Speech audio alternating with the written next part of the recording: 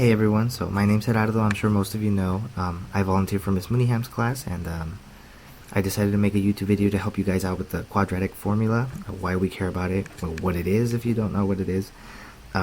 So let's go ahead and get started. So let's start by defining what quadratic means, right? So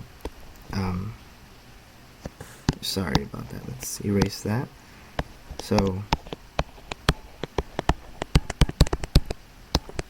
quadratic, that can scare everybody, right? You see that word and you're like, but what is this? So it's nothing big. Whenever you see quadratic, think powers of 2. Okay, so you guys shouldn't be afraid of this. It's what you guys have been working with this whole time.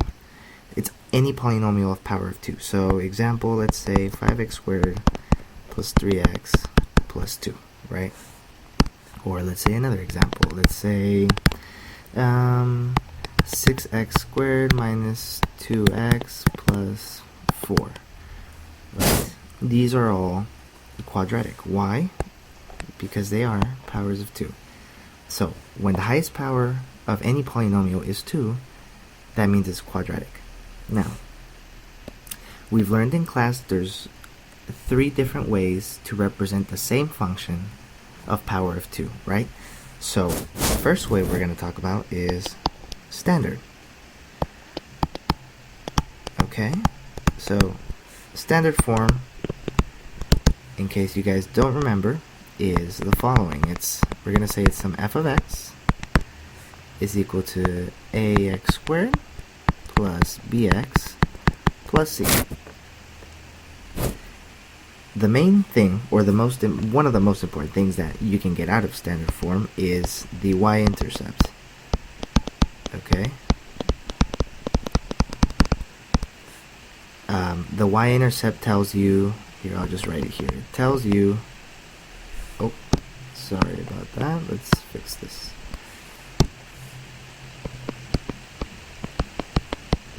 It tells you where the graph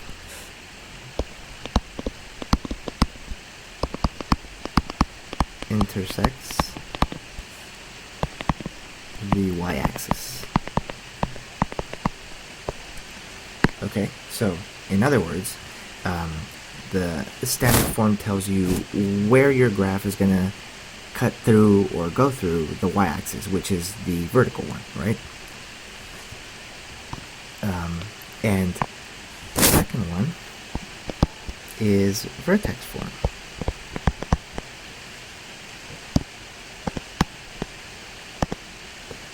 Sorry about that.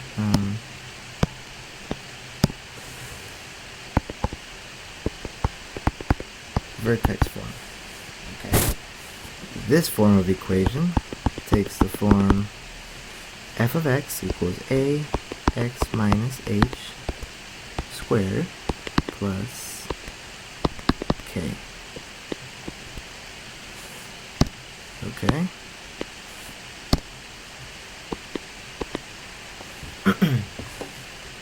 So the main point, or one of the most useful things about vertex form is that it gives us the vertex. So what is the vertex? The vertex is the point at which your graph begins. So if we have, say, f of x equals x squared, we know that that graph looks something like this, right? The beginning point here is called the vertex. And that's what the vertex form gives us. The vertex is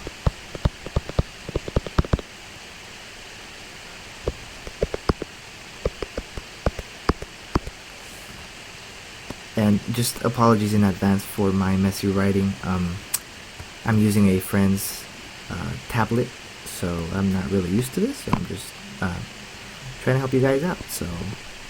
So yeah, so the vertex gives us, here, let me erase this and fix it for you guys. It's messy writing. Hope that's a little better. So the vertex tells us where the function begins, right? And then we have our third and final form, which we have learned is factored form, right? So factored form is of the form, let's say x plus or minus c times x plus or minus d equals 0. The main important part, or the main part about factored form is that it gives us our x-intercepts. Sorry, okay. Gives us our x-intercepts.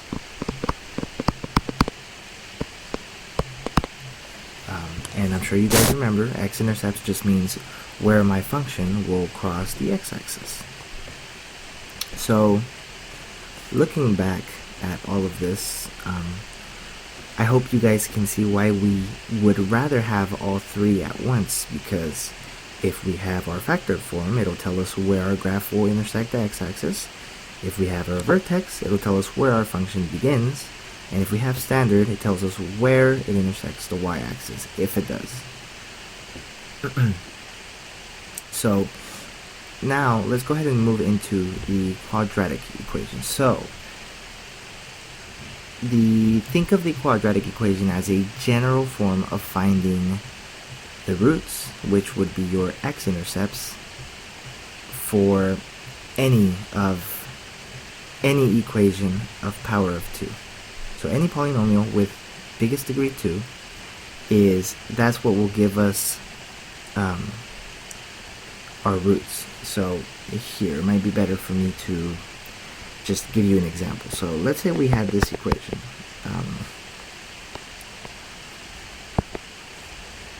Let's say we had, I don't know why it keeps doing this.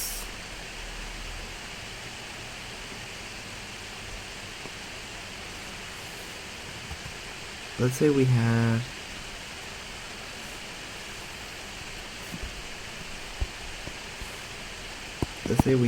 f of x equals